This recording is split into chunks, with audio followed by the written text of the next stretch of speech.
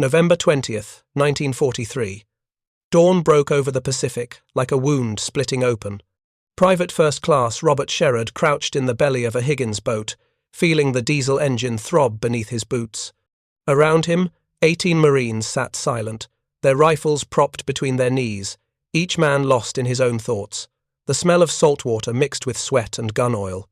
Above them, the sky was already bright, too bright, revealing everything. Sherrod was a Time magazine correspondent, not a combatant, but he carried the same fear in his gut as the boys around him. He had watched the naval bombardment for 3 hours that morning. Battleships had pounded the tiny island of Betio with 14-inch guns until the coral seemed to shake beneath the ocean. Smoke rose in black towers that blotted out the sun. The admirals had promised them the island would be softened, that the Japanese defenders would be stunned into submission before a single Marine set foot on the beach. But now, as the landing craft approached the reef, Sherrod saw something that made his stomach turn. The water was too shallow, far too shallow. The coxswain throttled the engine forward, but the boat lurched and ground to a halt with a sickening scrape of wood against coral, 500 yards from shore. The skipper tried reversing, tried pushing forward again, but the Higgins boat was stuck fast on the reef that ringed Betio like a fortress wall. Around them, other landing craft met the same fate. Dozens of boats, each carrying 30 to 40 Marines, all grinding to a stop on the coral. The neap tide had betrayed them. Military planners had expected 5 feet of water over the reef. Instead, there were 3 feet at most, in some places barely 18 inches. The ocean had simply refused to rise. If you're enjoying this deep dive into the story, hit the subscribe button and let us know in the comments from where in the world you are watching from today.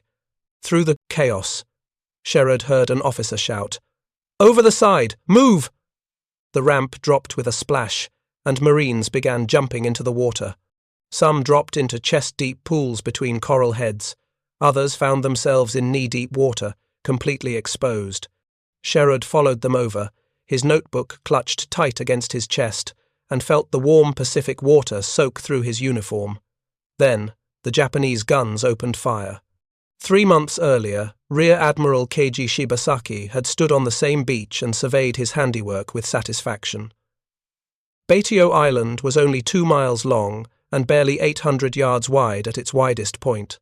But Shibasaki had transformed this speck of coral into what he believed was the most fortified position in the Pacific. His engineers had poured concrete bunkers deep into the coral. They had mounted 8-inch coastal guns taken from British ships captured at Singapore. Machine gun nests covered every inch of beach. Barbed wire stretched across the reef. Mines dotted the shallows. Shibasaki was a veteran of amphibious operations in China. He understood better than most Japanese commanders what an American landing would look like. He had studied the Americans at Guadalcanal, watched how they relied on overwhelming firepower and industrial might to crush resistance. So he built deeper, thicker. He reinforced every position with coconut logs and sand, creating bunkers that could withstand direct hits from naval shells. His garrison numbered 4,500 men. The 3rd Special Base Force and the 7th Sasebo Special Naval Landing Force, the elite Rikusentai, Japan's naval infantry. These were not conscripts or rear-echelon troops. They were professional soldiers who had trained for years in close-quarters combat. Shibasaki had drilled them relentlessly, teaching them to fight from prepared positions, to make every American pay in blood for every yard of coral. He reportedly told his men that it would take 1 million Americans, 100 years to take Betio. His soldiers believed him. They had reason to. The fortifications were extraordinary. Over 500 fortified positions, pillboxes made of reinforced concrete and steel, underground bunkers connected by trenches, artillery positions dug so deep that only a direct hit from above could destroy them. The entire island was a killing field designed by a man who understood exactly what he was defending against. But Shibasaki had made one critical assumption. He assumed the Americans would behave predictably. He assumed they would bombard the island, then send waves of landing craft directly onto the beaches in textbook fashion. He assumed the tide would cooperate, allowing landing craft to reach the shore where his guns had perfect fields of fire. What Shibasaki could not predict was the stubbornness of the Pacific Ocean itself. The neap tide on November 20th was a phenomenon that occurred only twice in 1943. It was an apogean neap tide, when the moon's gravitational pull was at its weakest because the moon was at its farthest point from Earth. The result was a tide that barely rose at all. For 30 hours, the water level would remain stubbornly low, turning Shibasaki's defensive plan into something far more deadly than he had ever imagined. Because now, instead of landing on the beaches where his guns were calibrated to fire, the Americans would have to wade hundreds of yards through open water. They would be completely exposed, holding their rifles above their heads, moving slowly through chest-deep water, while Japanese machine gunners had all the time in the world to aim. Private Sherrod watched it happen from the reef. The first Marines to reach the beach were riding in amphibious tractors, LVTs that could crawl over the coral on their tracks. These vehicles made it across. But the Higgins boats, the workhorses of every amphibious assault, were stuck, and inside them were thousands of Marines who now faced an impossible choice. Wait on the reef to be killed by artillery fire, or wade to shore through 500 to 800 yards of water under continuous machine gun and rifle fire. They chose to wade. Sherrod would later write that he watched young men, most of them 17 to 19 years old, experiencing combat for the first time, step off landing craft into a hell of bullets and explosions. They held their M1 Garands over their heads to keep the actions dry. They moved forward through water that ranged from waist-deep to chin-deep, depending on the coral formations beneath them. Some stepped into deeper pools and went under, their packs and ammunition weighing them down. Others reached shallower sections and found themselves even more exposed to fire. Japanese Type 88 and 89 anti-aircraft guns, designed to shoot down bombers, were now turned horizontal, firing directly into the lines of struggling Marines. These guns could fire 13 rounds per minute, and at this range, every round found targets. Landing craft exploded in geysers of flame and shrapnel. Marines on fire leaped from burning boats and drowned in the shallow lagoon. Others fell wounded into shell holes and disappeared beneath the surface. The water turned red. Bodies floated between the reef and the shore. Some Marines tried to take cover behind the concrete and steel obstacles the Japanese had placed in the lagoon, but there was no real cover, nowhere to hide. The only option was forward. Major Michael Ryan led a company of Marines from the 3rd Battalion, 2nd Marines, away from the worst of the carnage. He saw his planned landing zone at Red Beach. One turned into a slaughterhouse and made a split-second decision. He directed his landing craft to loop west, taking his men to a section of green beach that appeared less heavily defended. It was a choice that would save dozens of lives and give the Americans a foothold they desperately needed. But on Red Beach 2 and Red Beach 3, directly in front of the main Japanese defenses, Marines were dying by the dozens. Colonel David Shoup, commanding the 2nd Marines, waded ashore through the same gauntlet of fire as his men. He was wounded in the leg by shrapnel but refused evacuation. Instead, he commandeered a Japanese bunker just behind the pier that jutted 600 yards into the lagoon, turning it into his command post. From this position, barely 50 yards from the waterline, Shoup began trying to coordinate a battle that had descended into chaos. Communications were shattered, radio equipment waterlogged or destroyed. Shoup had no contact with Major General Julian Smith aboard the USS Maryland. He had only limited communication with his battalion commanders.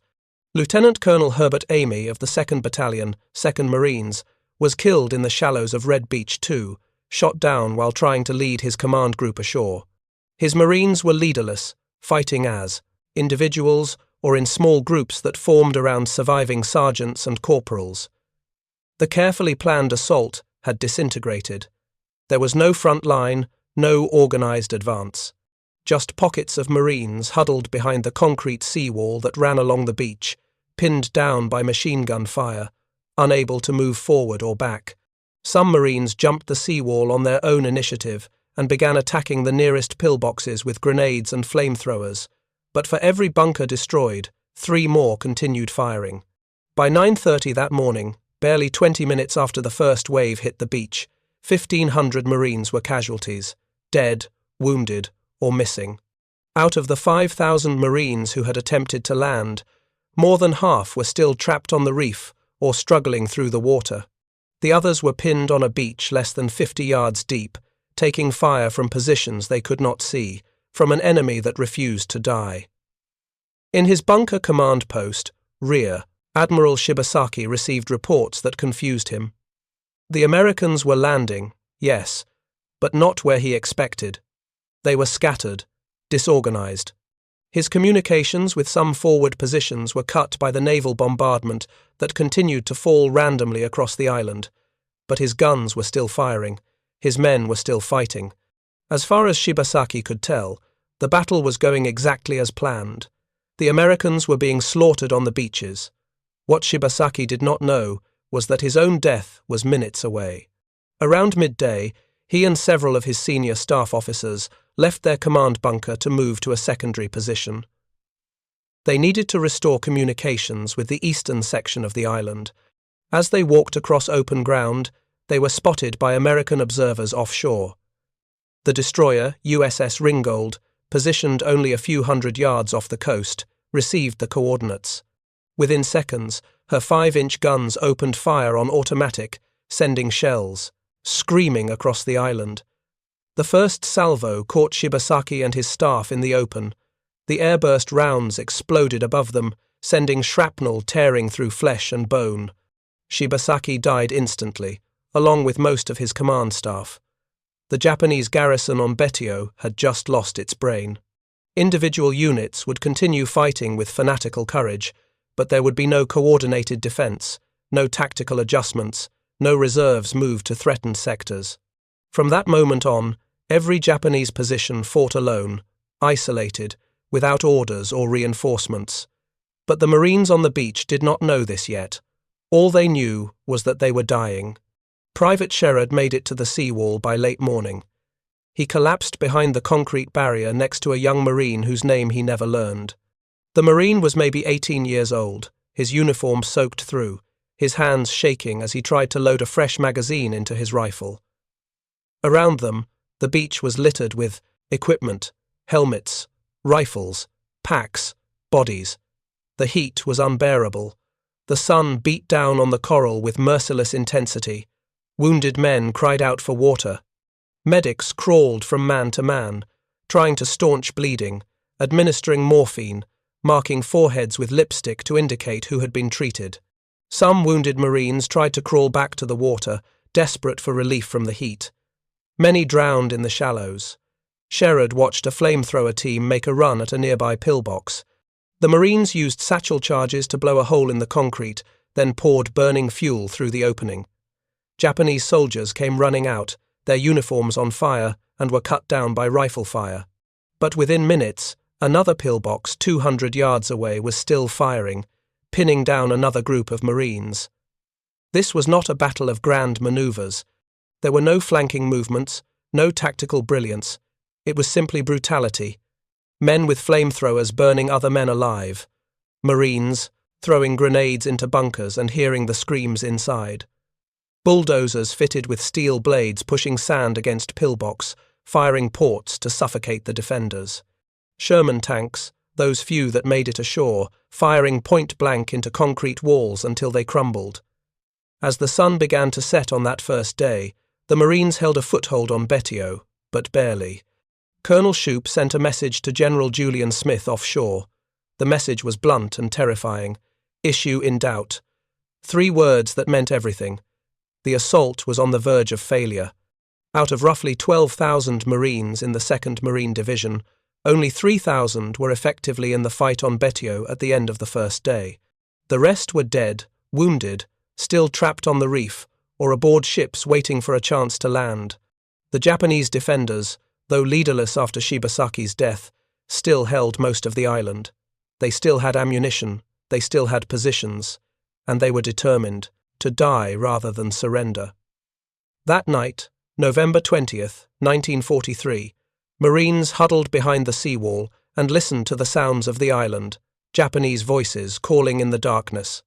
The crack of rifle fire, the occasional explosion as an American grenade found a target. Some Marines tried to dig foxholes in the coral, but the rock was too hard. They scraped shallow depressions and lay in them, waiting for dawn. Private Sherrod sat with his back against the seawall and wrote in his waterlogged notebook. His hands shook. His uniform was stiff, with dried salt water and blood that was not his own. He had watched more men die in one day than he had seen in his entire life before the war.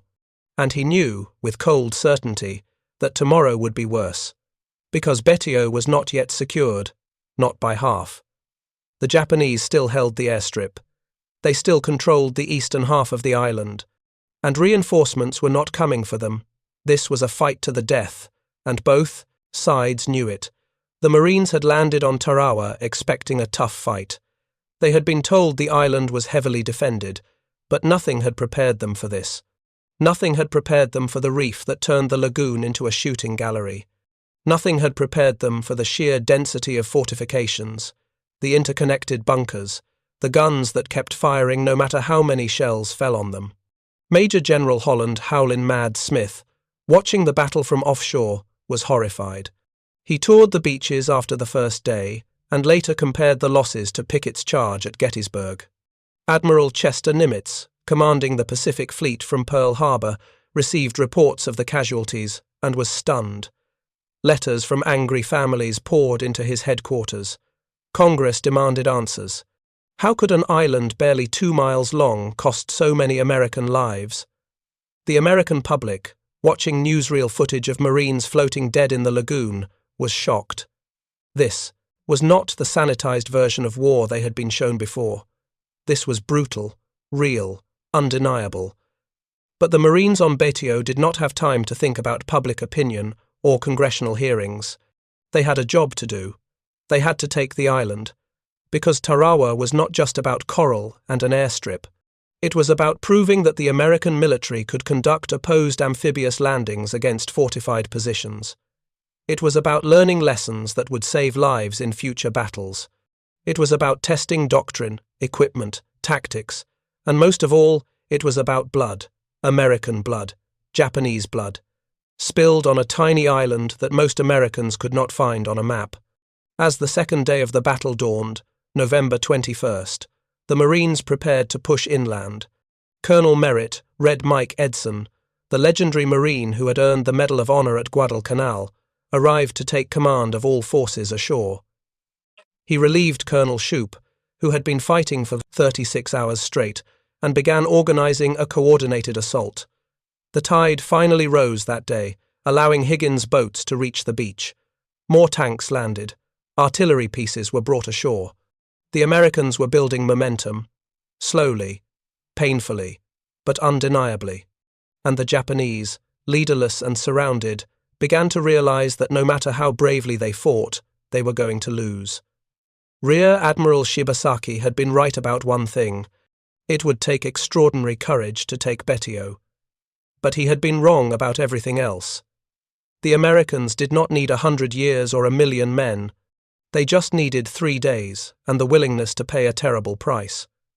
The Japanese soldiers dug into Betio's eastern defenses knew what was coming.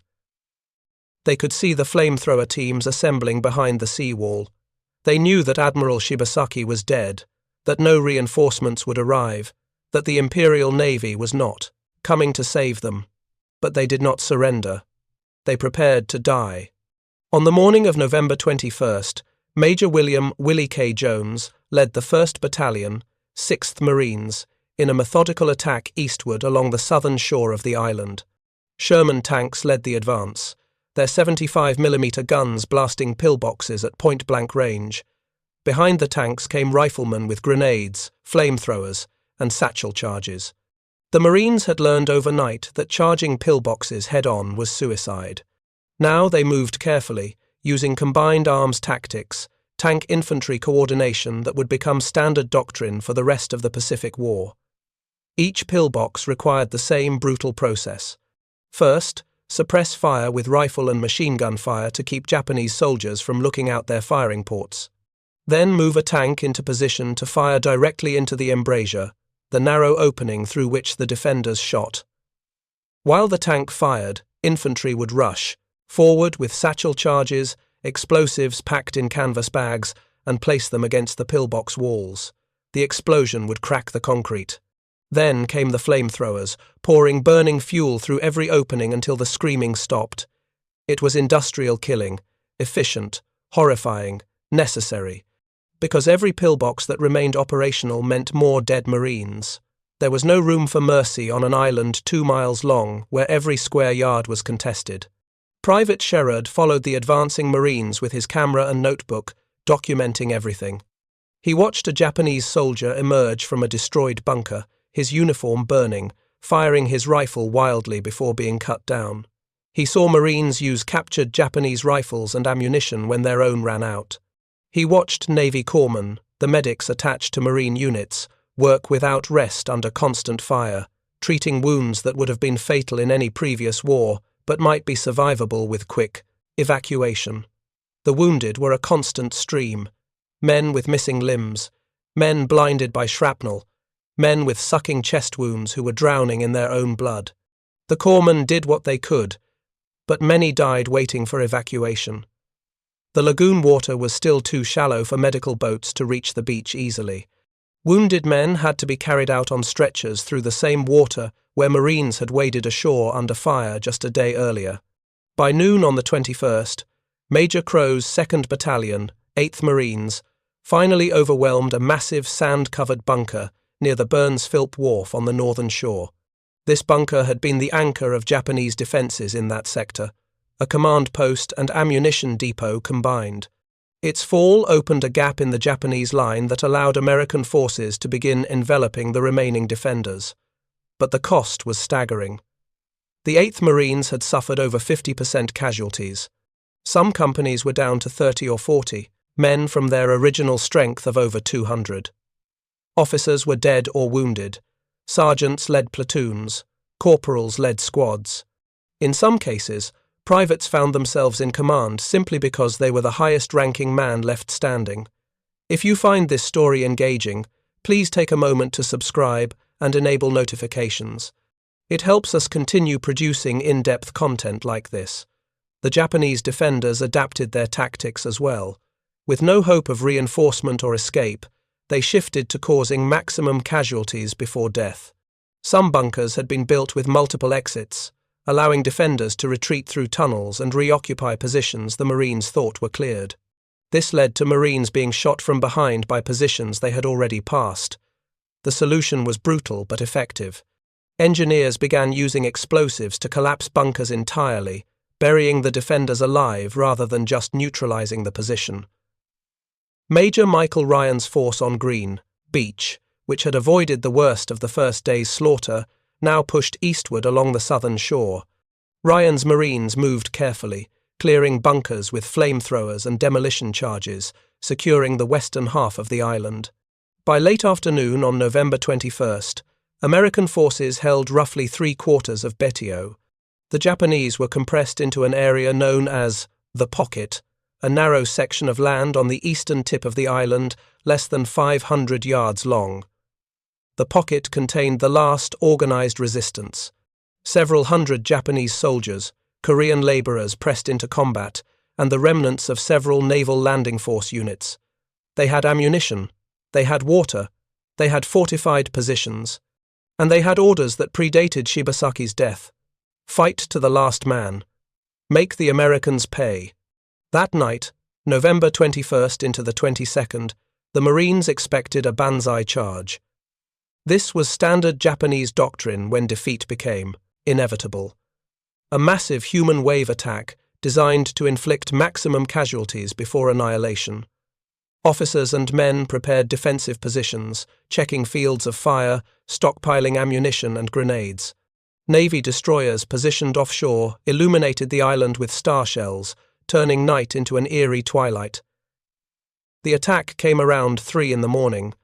Not a coordinated banzai charge, but smaller groups of Japanese soldiers and Korean laborers making desperate rushes toward American lines. Some carried rifles. Others had only bayonets or sharpened sticks.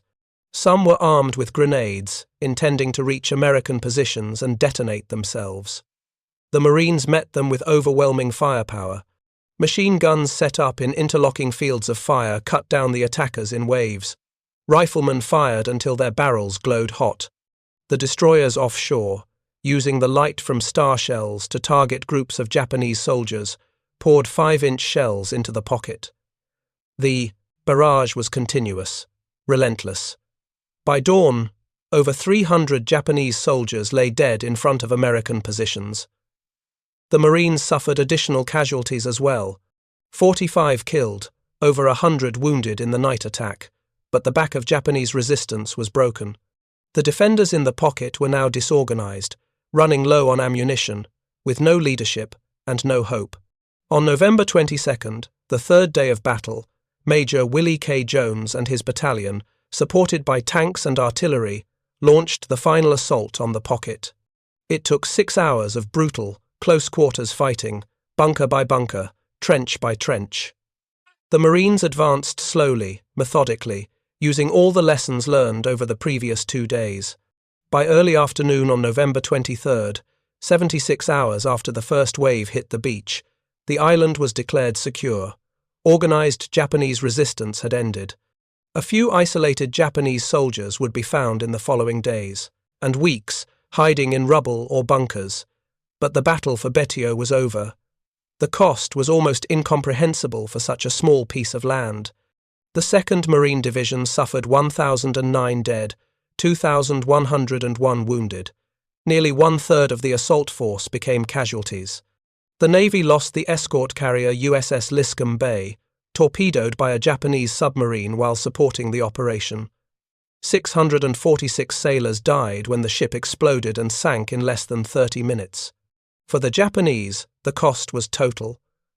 Of the 4,700 defenders, only 17 soldiers and 129 Korean laborers survived to be captured.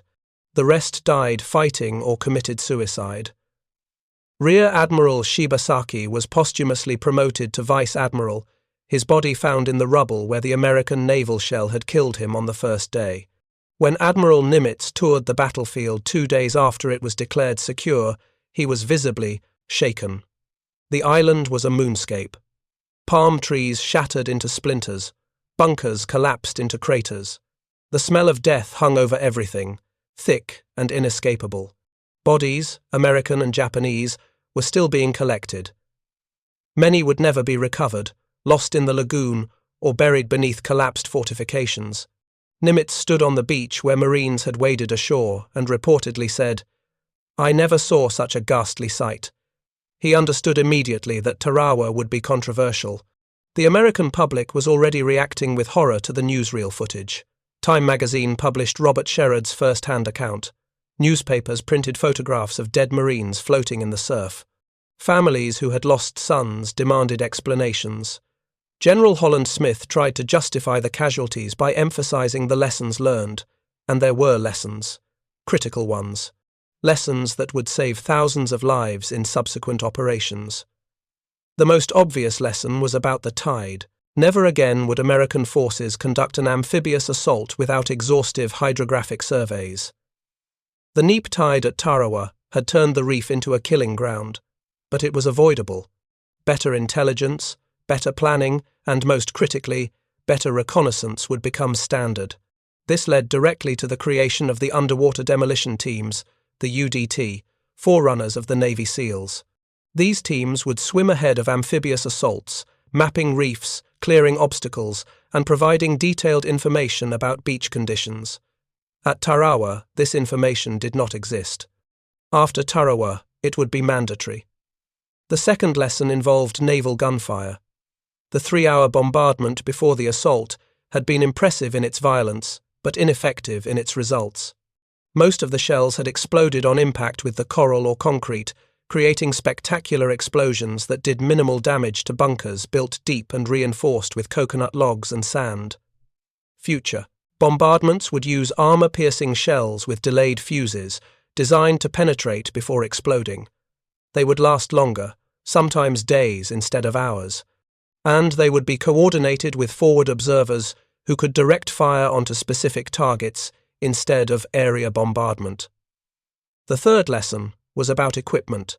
The LVTs, the amphibious tractors, had saved the assault. Without them, no Marines would have reached the beach at all. Future operations would employ many more LVTs, armoured versions with mounted weapons, and specialised landing craft that could deliver tanks directly onto beaches without exposing them to fire during the approach. Communication equipment needed to be waterproofed. Radio sets that functioned in training often failed when submerged in salt water. At Tarawa, Colonel Shoup spent hours without contact with his commanders afloat or his battalions ashore. This breakdown nearly cost the battle. New waterproof radios and better communication protocols became priorities. Perhaps the most important lesson was psychological. Tarawa proved that even the most heavily fortified position could be taken by determined troops with proper support. The Japanese doctrine of fighting to the last man, which seemed terrifying in theory, was in practice a strategic dead end. It inflicted casualties, yes, but it guaranteed total defeat. There was no retreat, no reorganization, no preservation of veteran troops to fight another day. Every Japanese soldier who died at Tarawa was a soldier who could not defend the Marshalls or the Marianas or Okinawa. For the Americans, Tarawa validated the concept of amphibious assault warfare while providing a blueprint for improvement. The techniques refined in the Gilberts, improved naval gunfire coordination, specialized amphibious vehicles, better small unit tactics, underwater reconnaissance, became standard doctrine. When the Marines assaulted Kwajalein in the Marshall Islands 2 months later, casualties were dramatically lower. When they hit Saipan in June of 1944, they were prepared for fortified positions. By the time of Iwo Jima and Okinawa in 1945, the terrible lessons of Tarawa had been absorbed and integrated into American military practice. But none of this brought comfort to the families of the dead. In small towns across America, telegrams arrived. The Secretary of War desires me to express his deep regret that your son, Private First Class. The words were standardized. The grief was not. Parents who had sent their boys to war now received flags and medals and condolences that felt hollow. What was Tarawa? Where was it? Why had their sons died for a coral atoll most people had never heard of? The answer, though military planners could not say it directly, was that Tarawa was practice. It was the first time American forces faced a truly fortified beachhead defended by determined troops with modern weapons. Everything learned at Tarawa applied to every subsequent landing. The casualties at Tarawa brought knowledge. Terrible, blood-soaked knowledge that saved lives later. Robert Sherrod, the correspondent who had waded ashore with the Marines, understood this. He wrote in Time magazine, "Last week, some 2,000 or 3,000 United States Marines, most of them now dead or wounded, gave the nation a name to stand beside those of Concord Bridge, the Alamo, and Belleau Wood. The name was Tarawa." He was right. Tarawa entered American military legend not as a great victory, but as a test of courage and endurance. The Marines who fought there had been asked to do something almost impossible: wade hundreds of yards under fire, assault fortified positions with minimal cover, fight, bunker by bunker, across 2 miles of coral against an enemy who would rather die than surrender. And they had done it. At terrible cost. But they had done it. For the survivors, Tarawa was a wound that never fully healed. Private Sherrod would continue as a war correspondent through the rest of the Pacific campaign, but he never forgot those 3 days in November 1943. In his memoir, Tarawa, The Story of a Battle, he wrote about the young Marines he had watched die. Boys from farms in Iowa and factories in Detroit. Boys who had never been away from home before joining the Marines. Boys who stepped off landing craft into hell because their country asked them to. One Marine, whose name Sherrod never recorded, summed it up simply. "They told us it would be tough. They told us the Japs were dug in deep, but nobody told us about the reef. Nobody told us we'd have to walk through that water. We just did what we had to do. We were Marines." That sense of duty, of mission, of brotherhood under fire, defined the Tarawa veterans. They did not see themselves as heroes. They saw themselves as men who had a job to do and had done it despite the odds. The heroism was in the doing, not in the glory afterward. The physical scars of Tarawa faded over time. The island became a strategic airbase, then a quiet atoll in what would eventually become the independent nation of Kiribati. The bunkers and pillboxes that had cost so much blood to take gradually crumbled into the coral. Palm trees grew back, the lagoon turned clear and blue again, but the memory remained. For the Marine Corps, Tarawa became a touchstone. Every Marine who came after learned about the reef, about Colonel Shoup coordinating the battle from a captured bunker while wounded, about the Marines who waded through fire because there was no other way, about the price of amphibious assault. In November 1993, 50 years after the battle, elderly veterans returned to Tarawa for a commemoration. Men in their late 60s and 70s, many with canes or wheelchairs, stood on the beaches where they had fought as teenagers. The concrete seawall was still there, weathered and cracked. Some of the larger bunkers remained, now covered in vegetation, their firing ports dark and empty. One veteran, a former sergeant named Edward Bale, stood at Red Beach 2 and wept. He had not cried at the time. There had been no time for tears when he was 19 years old, when half his squad was dead and he was leading the survivors in an assault on a pillbox. But now, 50 years later, the grief caught up with him. He thought about the boys who never came home, about friends whose bodies were never recovered, about the sheer randomness of who lived and who died. Another veteran, William Rogel, brought his grandson to the island. The young man, 17 years old, the same age Rogel had been during the battle, walked the beaches with his grandfather and tried to understand. The reef was peaceful now. The water was warm and inviting. It was impossible to imagine it as a killing ground. Rogel told his grandson about wading ashore, about the sound of bullets hitting the water around him, about reaching the seawall and finding himself still alive while the Marine next to him was dead. "I don't know why I survived," Rogel said. "I just did. And I've tried to make it mean something." That became the burden of survival, not just living, but making the survival meaningful, honoring the dead by living well, by telling their stories, by ensuring that what they did was not forgotten. The Defense POW, MIA accounting agency began excavations on Tarawa in the 2000s, searching for the remains of Marines still missing from the battle. Hundreds of bodies had been buried in mass graves or lost in the chaos of combat. Over the decades, storms and construction had disturbed burial sites. Some remains were never identified, buried as unknowns in the National Memorial Cemetery of the Pacific in Hawaii. In 2015, a burial site containing the remains of Lieutenant Alexander Bonnyman and 35 other Marines was discovered. Bonnyman had been awarded the Medal of Honor for leading an assault on a tupper, massive Japanese bunker on the second day of battle. He died at the top of what Marines called Bonnyman's bunker, killed by enemy fire after personally destroying a key defensive position. His family had searched for decades to find his remains. When DNA testing confirmed his identity, he was returned home and buried with full military honours. His grandson, Clay Bonnyman Evans, stood at the grave and thought about the man he had never met, a man who had been awarded the nation's highest military honour, a man who had chosen to fight when he could have stayed in a safe position, a man whose courage on one bloody afternoon in 1943 had saved the lives of countless Marines who came after him. This was the legacy of Tarawa, not glory, not triumph, but sacrifice that mattered, blood spilled that bought knowledge, lessons learned at terrible cost that saved lives in future battles. And most of all, young men who did impossible things because their country and their brothers-in-arms needed them to. In 1943, when Private First Class Robert Sherrod waded ashore through chest-deep water under enemy fire, he was not thinking about legacy or history. He was thinking about survival, about reaching the seawall, about documenting what he saw so that people back home would understand what war really looked like. He succeeded. His reporting from Tarawa shocked America and changed how the nation viewed the Pacific War. The Marines who fought at Tarawa were not superhuman. They were farm boys and factory workers, high school graduates and college dropouts.